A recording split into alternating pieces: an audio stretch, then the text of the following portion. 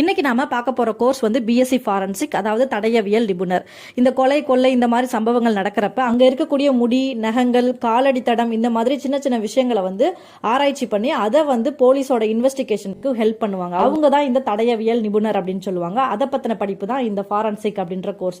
இது வந்து நீங்க 3 வருஷம் படிக்கிற மாதிரி இருக்கும். ஃபீஸ்ன்னு பார்த்தோம்னா 3000ல இருந்து ஆரம்பிச்சு 1,40,000 வரைக்கும் இருக்கு. பெர் இயருக்கு சொல்றேன். இது காலேஜஸை பொறுத்து வேரி ஆகும்.